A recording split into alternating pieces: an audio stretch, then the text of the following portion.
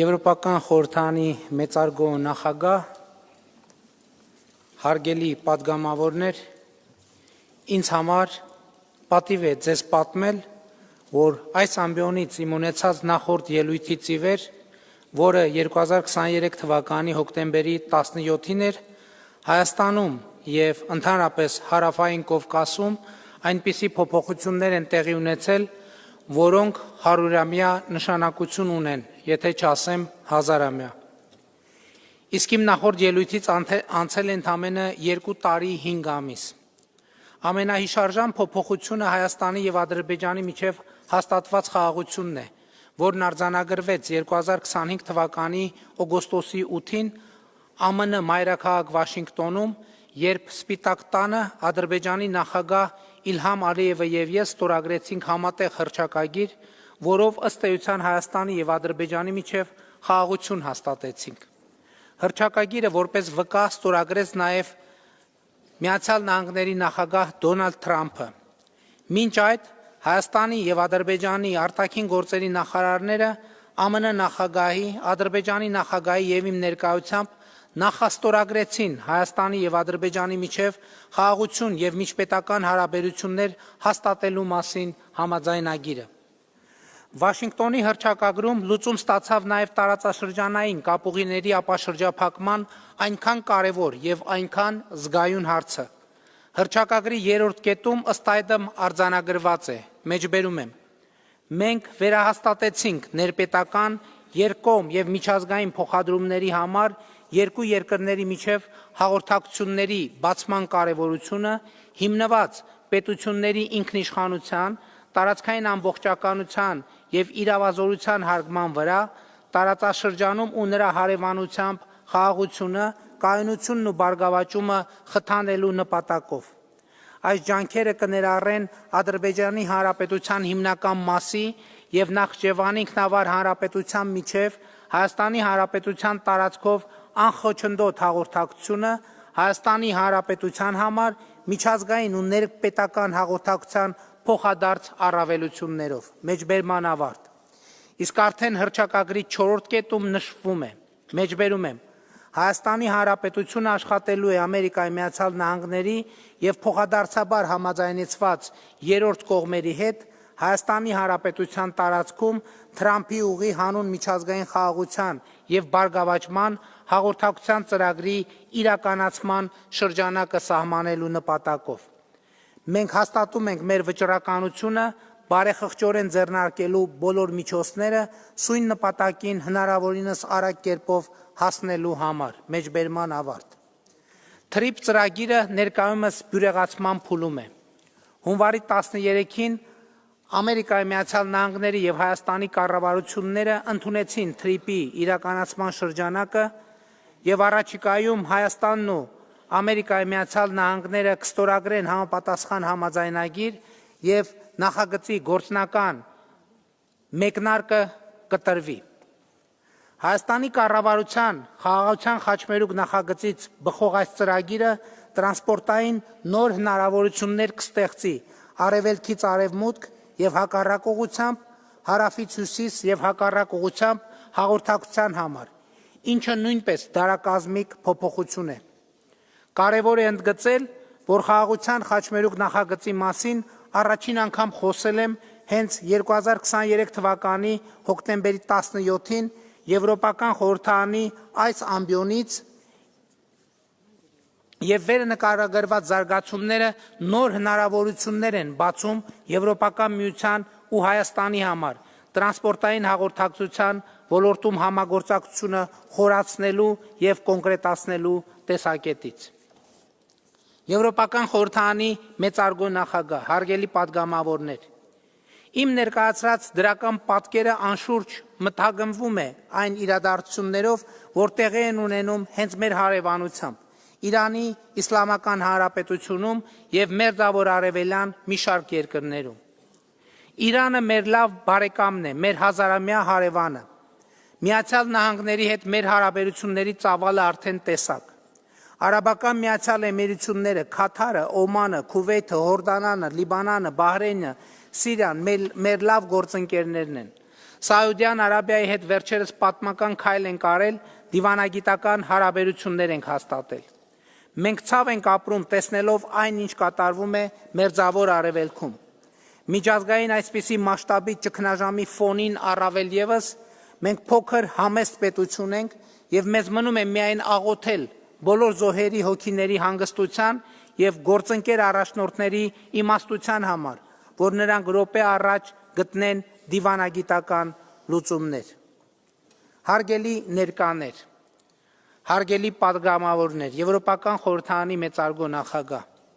արդեն 8 ամիս Հայաստան-Ադրբեջան սահմանին լիարժեք խաղաղություն է հաստատված։ 2025 թվականը մեր անկախությունից, այսինքն 1991 թվականից ի վեր դարձավ առաջին օրացուցային տարին, երբ Հայաստան-Ադրբեջան հրաձգության հետևանքով ոչ զոհ է եղել, ոչ վիրավոր։ Արդեն ամիսներ սահմանամերձ բնակավայրերի բնակիչները կրակոցների ձայներ չեն լսում։ Ավելին, անկախությունից ի վեր առաջին անգամ 2025 թվականի նոյեմբերին Ադրբեջանի տարածքով անցնելով Վրաստանի միջով գնացք եկավ Հայաստանի Հանրապետություն։ Սա կրկնում եմ, առաջին անգամ 1991 թվականից։ Սա տեղի ունեցավ այն բանից հետո, երբ 2025 թվականի հոկտեմբերին Ադրբեջանի նախագահը հայտարարեց, թե վերացնում է Ադրբեջանի տարածքով դեպի Հայաստան երկաթուղային փոխադրումների սահմանափակումները եւ ես Ադրբեջանի նախագահին շնորհակալ եմ նման որոշման համար։ Մենք էլ մեր հերթին հայտարարել ենք, թե պատրաստ ենք հենց այսօր ապահովել տարանցումը Ադրբեջանից դեպի Թուրքիա եւ հակառակ ուղղությամբ, որովհետեւ սա կարող ենք անել այս պահին մեր գործող ճանապարհներով։ Ոչ Ադրբեջանը, ոչ Թուրքիան այս հնարավորությունից դեռ չեն օգտվել։ Ենթադրում եմ նաեւ այն պատճառով, որ մտածում են, թե նման լուծումը գուցե բերի թրիփ նախագծի իրագործման ձգձգման։ Այս ամբիոնից պաշտոնապես հայտարարում եմ,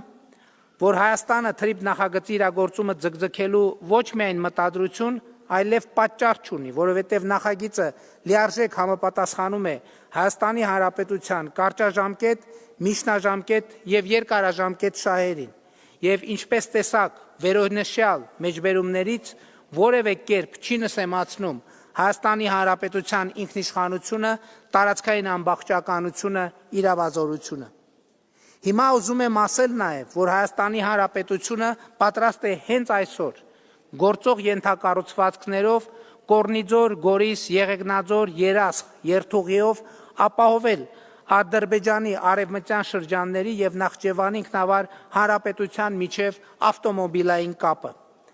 Այս մեր առաջարկը նպատակ չունի որևէ կերպ ձգձգել, խափանել, մոռացության մատնել Վաշինգտոնի պայմանավորվածությունները, եւ ես սա ասում եմ պաշտոնապես։ Մենք այս առաջարկը անում ենք, որովհետև ինքներս ենք, ինչպես վերը նշեցի, մի փոքր այլընտրանքային տարբերակներով օգտվում Ադրբեջանի երկաթուղուց։ Ինչպես Ադրբեջանն է սպասում Հայաստանի տարածքով դեպի Նախճեվանի ինքնավար հանրապետություն կապի հաստատմանը, այնպես էլ մենք ենք սպասում Նախճեվանի տարածքով Հայաստանի հարավի եւ հյուսիսի միջև երկաթուղային կապի հաստատմանը։ Երկաթուղային այս երթուղին Հայաստանի համար այլընտրանք չունի, որովհետև մեր երկրի լեռնային ռելիեֆը թույլ չի տալիս այլ կերպ երկաթուղային կապ ունենալ երկրի հարավի եւ հյուսիսի միջև։ Ինչպես տեսնում եք, Հայաստանի եւ Ադրբեջանի սպասումները այս առումով չեն հակասում իրար։ Ասեմ նաև, որ մենք պատրաստվում ենք Վրաստան-Ադրբեջան երկաթուղին օգտագործել նաև արտահանումներ իրականացնելու համար։ Հույս ունեմ առաջիկայում Հայաստանի համար արտահանման հասցե կդառնա նաև Ադրբեջանը։ Իսկ Հայաստանը Ադրբեջանից արդեն ներկրում է նավթամթերք, ինչը մեր շուկայում նավթամթերքի գների նվազման առիթ դարձավ եւ կոտրեց նավթամթերքի շուկայում տասնամյակներով հաստատված մենաշնորհները։ Ուզում եմ շնորհակալություն հայտնել նաև Վրաստանի վարչապետին, Հայաստանի եւ Ադրբեջանի միջև երկաթուղային հաղորդակցությանը եւ ընդհանրապես խաղաղության գործընթացին աջակցելու համար։ Հարգելի ներկաներ, հատկապես միջազգային հարթակներում ինձ շատ են հարցնում, թե ինչու, Ինչու այնուամենայնիվ 2025 թվականին Հայաստանի եւ Ադրբեջանի միջև խաղաղությունը հնարավոր դարձավ, իսկ նախկինում այն հասանելի չէր։ Ինչն է դրա պատճառը, ինչը փոխվեց այնուամենայնիվ։ Նախ իհարկե էական եւ շրջադարձային էր Միացյալ Նահանգների նախագահ Դոնալդ Թրամփի անձնական ներգրավվածությունն ու նախաձեռնությունը։ Երկրորդ գործոնը, որ հնարավոր դարձրեց խաղաղությունը, Հայաստանի եւ Ադրբեջանի վերջին առնվազն 100 տարվա պատմության փոխկապվածության գիտակցումն էր։ 1918 թվականին Հայաստանը եւ Ադրբեջանը անկախացել են նույն օրը։ 2 տարի անց 1920 թվականին անկախությունը կորցրել են ամիսների տարբերությամբ։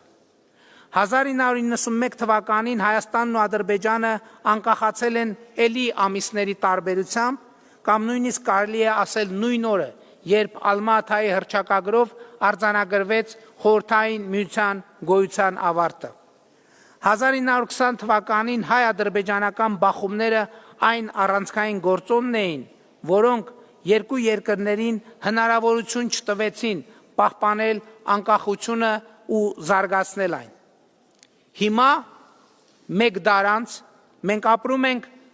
էլի նույնքան բարդ տարածաշրջանում եւ աշխարհաքաղաքական հեղեղները, ինչպես 20-րդ դարասկզբին, այնպես էլ հիմա չեն խնայի մեզ, եթե ինքներս մեր մասին հոգ չտանենք, որովհետեւ հակամարտությունը, թշնամանքը այն վիրուսն են, որը կուրացնում է մեզ, խոցելի է դարձնում մեր անկախությունն ու պետականությունը, մեզ գայթակղիչ թիրախ է դարձնում աշխարհաքաղաքական մահացու հիվանդությունների համար։ Եվ ուրեմն մեր ճակատագրերի ռազմավարական փոխկապվածության գիտակցումն է այն մյուս էական գործոնը, որը հնարավոր դարձրեց խաղաղությունը Հայաստանի եւ Ադրբեջանի միջև։ Տարընթերցումների տեղ չտալու համար ընդգծեմ, որ սա իմ անձնական կարծիքն է եւ իմ անձնական համոզմամբ 2024 թվականի մարտ-ապրիլ ամիսներին մենք հասել ենք Հայաստանի պետականության եզրին, ու եթե 2024 թվականի ապրիլին մենք չկայացնեինք Ադրբեջանի հետ սահմանազատման գործընթացը մեկնարկելու որոշում, Հայաստանի Հանրապետությունը այսօր կլիներ ոչ թե անկախ պետություն, այլ առավելագույնը արտաքին կառավարման ներքո գտնվող տարածք։ Ընդ որում, սահմանազատման այդ որոշումը 2024 թվականի ապրիլի կայացնելը շատ դժվար էր։ Մեր եկեղեցու փաստացի պետի քաջալերմամբ արքեպիսկոպոսներից մեկը Հայաստանում շարժում էր սկսել պահանջելու համար ոչ միայն չիրականացնել սահմանազատում, այլև ըստ էության ակտիվացնել Ղարաբաղյան շարժումը, ասել է թե կոնֆլիկտը։ Տասնյակ հազար քաղաքացիներ տրվելով բարձրաստիճան հոգևորականների եւ նրանց աջակից ընդդիմադիր ուժերի կողմից իրականացվող ապատեղեկատվության արշավին, ովքեր պնդում էին, թե Հայաստանի կառավարությունը պատրաստվում է Հայաստանի ինքնիշխան տարածքներ եւ դրանցում գտնվող հնամյա եկեղեցիներ ու բնակավայրեր զիջել Ադրբեջանին, դուրս էին եկել փողոց։ Դուք կարող եք պատկերացնել, թե ինչ էր դա նշանակում 2018 թվականին ժողովրդական ոչ բռնի թավշյա հեղափոխությամբ իշխանության հասած մեր կառավարության ու քաղաքական թիմի համար։ Իսկ ինչպես մենք լուծեցինք խնդիրը։ Մենք խոսեցինք մեր գործատուի ժողովրդի հետ։ Եվ հիմա Տավուշի մարզի Կիրանց գյուղը, որը եկեղեցական ընդդիմադիր շարժման առաջնորդները իրենց սիմվոլն էին դարձրել, մարդկանց համոզելով, թե գյուղը դատարկվելու է ու լքվելու, սահմանազատումից, այսինքն 2024 թվականից հետո տների մոտ 50%-ի աճ է ունեցել կառավարության աջակցությամբ եւ այսօր բացարձակապես խաղաղ, անվտանգ ու գունագեղ բնակավայր է։ Իսկ հնամյա եկեղեցիները վերականգնվում են կամ նորոգվում։ Անձամբ ես քաղաքացիների խմբերի այցելություններ, շրջագայություններ եմ կազմակերպում Տավուշի մարզի Կիրանց գյուղ, մարդկանց ցույց տալու, թե ինչ նկատի ունենք խաղաղություն ասելով, ինչ նկատի ունեմ իրական Հայաստան ասելով, որի սիմվոլը, որի ահա այս սիմվոլը Հայաստանի Հանրապետության միջազգայինորեն ճանաչված տարածքի պատկերը կրում եմ կրծքից։ Սա նաև խաղաղության սիմվոլ է, որովհետև Հայաստանի ու Ադրբեջանի միջև խաղաղություն ենք հաստատել միմյանց տարածքային ամբողջականությունը, ինքնիշխանությունը, քաղաքական անկախությունը ճանաչելով 1991 թվականի դեկտեմբերի 21-ի Ալմաթայի հռչակագրի հիման վրա, համաձայն որի խորհրդային Ադրբեջանը դարձել է անկախ Ադրբեջան, խորհրդային Հայաստանը դարձել է անկախ Հայաստան, եւ սա անկախ Հայաստանի տարածքի քարտեզի ուրվագիծն է։ Խաղաղության դեմ տարվող այս process-ում որոշ հոգևորականների ներգրավվածության թեմային չէի անդրադառնա, եթե չտեսնեի, թե ինչպես են այդ հոգևորականների էմիսարները եւ նրանց հետ փոխկապակցված որոշ լոբիստական կազմակերպությունների ներկայացուցիչներ եվրոպական խորհրդարանում եւ միջազգային հեղինակավոր այլ կառույցներում փորձում տարածել, թե Հայաստանի կառավարությունը սահմանափակում է խղճի ազատությունը, թե Հայաստանում բռնապետություն է հաստատվում, թե Հայաստանում կան քաղբանտարկյալներ։ Իրականությունն այն է, որ որոշ հոգևորականներ, ովքեր ցինիկ կերպով խախտել են հոգևոր բարևարկության բոլոր կանոնները, այդպիսով իրենց խոցելի դարձրել օտարերկրյա հատուկ ծառայությունների համար, իդեպ նրանցից ոմանց պետական անվտանգության կոմիտեի գործակալ լինելու փաստը ապացուցվում է փաստաթղթերով, ահա այդ հոգևորականները Հայաստանի Հանրապետությունում ստանձնել են պատերազմի կուսակցության առաջնորդությունը, իրենց շուրջ հավաքելով Հայաստանի նախկին ղեկավարներին, նրանց հետ կապված որոշ ուժերի, որոշ ռուսաստանաբնակ եւ բելարուսամետ օլիգարխների կառավարությունը այս հարցում շատ հստակ է։ Ղարաբաղցի մեր քույրերն ու եղբայրները պետք է ստանան Հայաստանի Հանրապետության քաղաքացիություն եւ առհավետ տնավորվեն Հայաստանի Հանրապետությունում։ Մենք արդեն սկսել ենք նրանց բնակավորման ծրագիրը, որի շահառու են դարձել 4886 ընտանիքներ այս պահի դրությամբ։ Մենք մեր միջազգային գործընկերների հնարավորինս մեծ աջակցության կարիքն ունենք շարունակելուն, հանուն մյուսների վերադարձի, որովհետև համոզված եմ, եթե նախորդիվ լուր դիվանագիտական աշխատանքի ոճը չընտրեինք, հունվարի 14-ին մեր 4 հայրենակիցների վերադարձը տեղի չէր ունենա պարզապես։ Եվրոպական խորհրդարանի մեծարգո նախագահ, հարգելի պատգամավորներ, հարգելի ներկաներ, հաջորդ անհավանական փոփոխությունը, որ Հայաստանում տեղի է ունեցել իմ նախորդ ելույթից ի վեր այն է,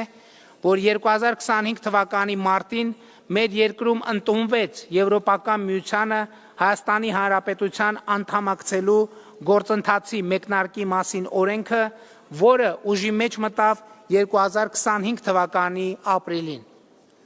Սա քաղաքական բյուրեղացումն է 2023 թվականի հոկտեմբերի 17-ին այս ամբիոնից իմ արած այն հայտարարության, թե Հայաստանի Հանրապետությունը պատրաստ է առավել մոտ լինել Եվրամիությանը, այնքան, ինչքան Եվրամիությունը դա հնարավոր կհամարի։ Հիմա այդ օրենքի ընդունումից հետո շատերն են Հայաստանում հարցնում, թե երբ Հայաստանը կդառնա Եվրոպական միության անդամ։ Մեր պատասխանը հստակ է։ Որևէ երկիր առանց Եվրոպական միության չափանիշներին համապատասխանելու չի կարող դառնալ Եվրամիության անդամ։